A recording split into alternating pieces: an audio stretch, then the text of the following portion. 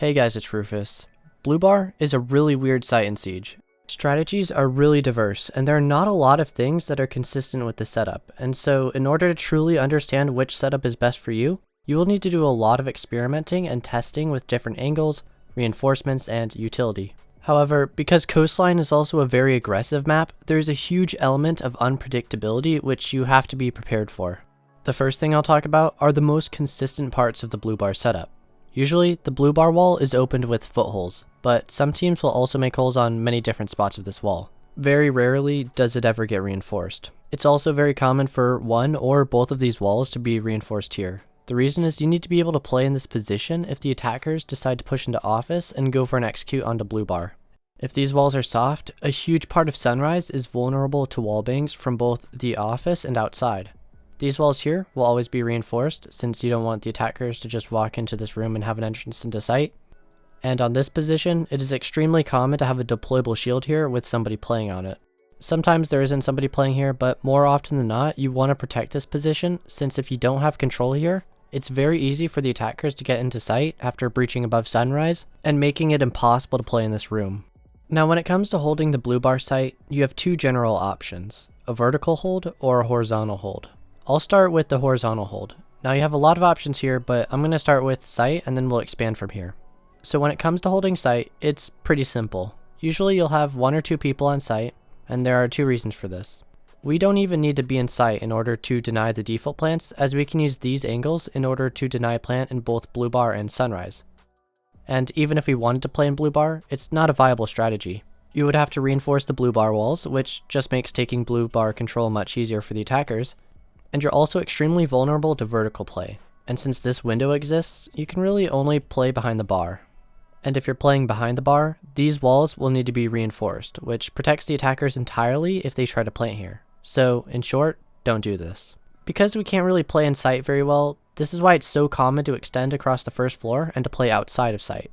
In order to make this strat effective, we will need a large extension so that our teammates can help each other out. If you have a player hold kitchen, office, and main lobby, all three of these roamers are able to rotate quickly in order to help each other. However, before we get to why these positions are powerful, I'll show what some common setups are like for these roams. When holding kitchen, you will usually reinforce one or both of these walls in order to give the kitchen player more flexibility. And if the attackers push into service, they would be able to wallbang through here, and so that's why it's important. In addition, playing in the spot can be very useful if you open up footholes in the service wall. And there are two benefits to this, one of which is that you can use angles from kitchen in order to deny the entrance to main lobby. You can also make a rotate in order to watch main lobby, or make a hole just above this in order to make an angle that denies the entrance from office to blue bar. And anybody in main lobby can deny any attackers from entering this part of service. This setup is really what makes the strat so strong. And just to recap, we've got three roamers, one in office, one in main lobby, and the other in kitchen. Now if the attackers push through service, they can't do much. The kitchen player doesn't have to peek them because the main lobby player can cover service by himself. And if the main lobby player is getting pushed, the office player can rotate to security in order to assist. And the kitchen player can use these holes in order to support main lobby. Now if the office player is getting pushed, you have some options. Most of the time, you will just give the attackers office control as it can be difficult to contest. You're very vulnerable to vertical play, and if you fall back into security, you can keep your life while also being in close proximity with the main lobby roamer. And since you're in security, the attackers won't be able to comfortably use office control to their advantage. You can also try to hold office though, and there are two ways to do this. The simplest is to have the main lobby player rotate into security and support office from here. You can also open the blue bar walls. This isn't a strategy I've seen other people use, but you can use these angles to watch both sides of office. So if you wanted to try and hold office, you could have both a roamer in security and an anchor or two in Sunrise to hold these angles. And with this setup, the office player can pretty much just sit right here since everybody is watching his angles for him, and so he would really only need to peek if the attackers get inside of office. However, also be conscious of the blue bar window, since if you open these walls, it immediately becomes more difficult to play in office. So in theory, you could also try this strategy, except you just defend office by playing outside of it. And what I mean is, say that we have the same three roamer setup as mentioned earlier. The attackers start pushing office and the office player falls back into security. If you have the blue bar wall opened, you can defend office without having somebody actually play in there. This is a huge amount of information I just put out, but in short, this is how you should think when performing this strat. If the attackers push X, then I can support my teammate by rotating to X. And that's the benefit to this hold. You're flexible and everybody can help out everybody, so you should be able to consistently get refrags with this strategy. Now, the vertical hold is when you hold upstairs, of course, and here's how we'll be doing it. We will be holding billiards and hookah so that we have some options. There is one problem with the strategy though. When you're holding billiards, it can be difficult to escape consistently, and since the attackers can also surround you entirely, this strategy may not always be successful. But with this setup, you can definitely waste a lot of time and get some trades. Once again, I suggest intel in order to make this easier. However, besides intel, we need to give ourselves more cover. There are so many angles to worry about, so we'll start with some reinforcements on the billiards wall and hookah wall. In addition, I really like adding a castle barricade here with a reinforcement and a rotate next to it. This makes it really easy to play in billiards and defend it, since the attackers are forced to use utility on this castle barricade, or they have to go through this rotate if they want to push from aqua. And when you put yourself in a predictable position like this, it's not going to go well. In addition, you will want to rotate here for flexibility and some footholds in this wall and this wall. This part is optional, but I've had a lot of success with it because you can get some good angles that watch the billiards door and the billiards rotate. However, you can also reinforce this hookah wall if you'd rather play up at face. And lastly, I recommend having a hole in the billiards wall. This allows you to watch the VIP hallway from billiards and can be used as an escape route. In fact, if you're holding billiards, it's going to be the only way that you can escape. And lastly, you can use any shields in order to give yourself more cover or utility, such as barbed wire or Malusi to cover areas such as the hookah door or the VIP hallway. This strat isn't super complex. It's mostly about utility placement and wasting time, so I'd recommend holding with 2 people upstairs and then having 3 people on the first floor.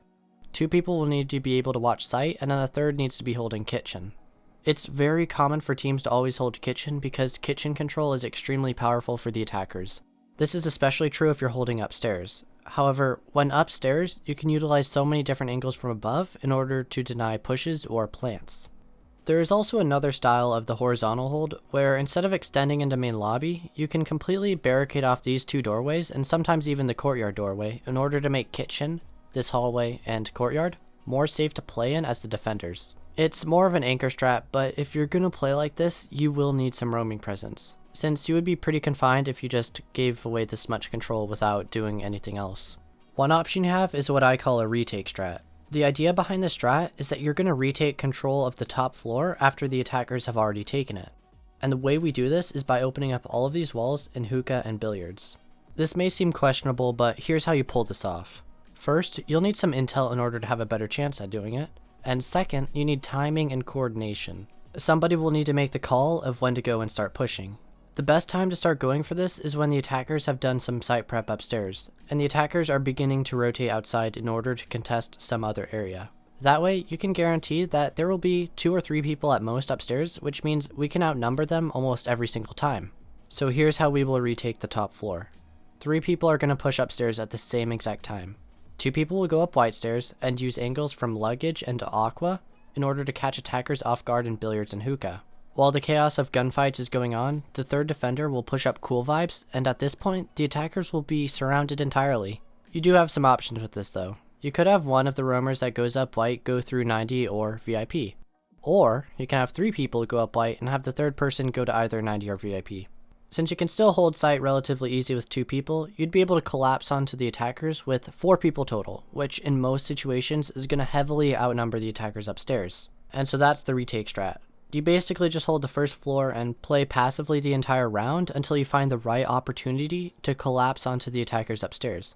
When done successfully, you will be at a man advantage and the attackers would then have to retake control upstairs. However, after you do take control upstairs, I'd suggest just falling back to the first floor though, since it'll be difficult to hold upstairs with all of these holes. And if the attackers are going to go back upstairs, it's going to waste so much time for them to re-drone everything and then continue with their plan as normal.